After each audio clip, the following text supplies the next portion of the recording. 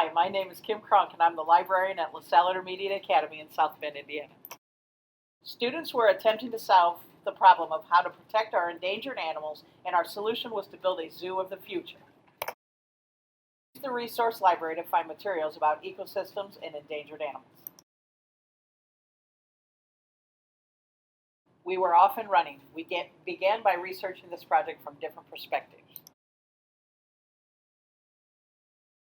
We tackled the cultural perspective first to determine how different cultures relate to, impact, and interact with wildlife around the world. What students ultimately discovered while looking at different cultures and how they treated animals and nature could be summed up in one question. We incorporated a historical perspective and looked at how zoos and our treatment of animals has evolved over time. Once we had the background research completed, each student chose an endangered animal.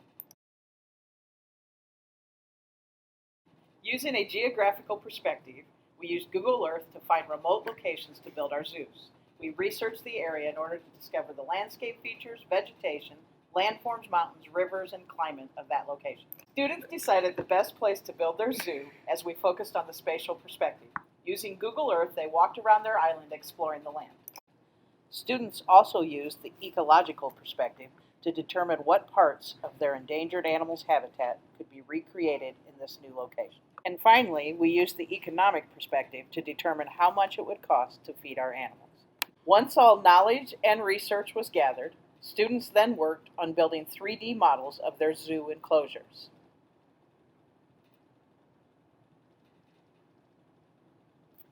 Creating signage, websites, slideshows, and artwork. They created displays for our zoo fair where they shared their findings with the public. One of the coolest things about this project was watching students work together to solve problems.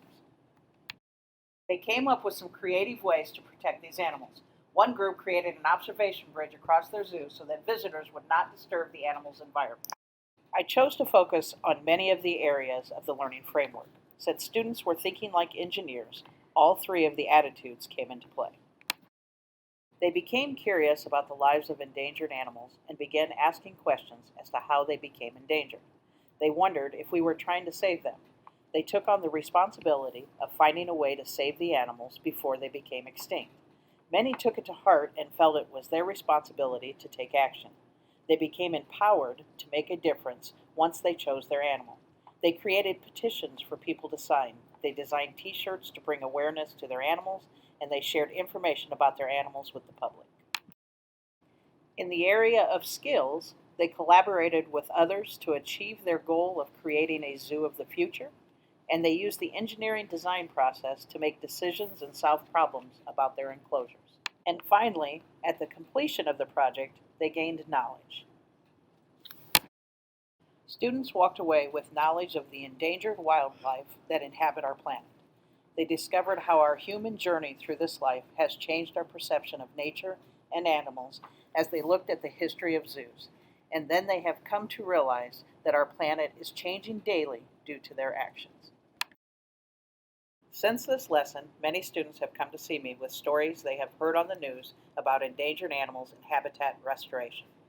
Their attitudes toward our environment shifted during this lesson as they realized it was their responsibility to protect our endangered animals before they became extinct.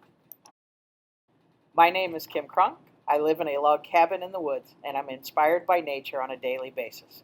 I dream of living by the sea and drinking the wild air.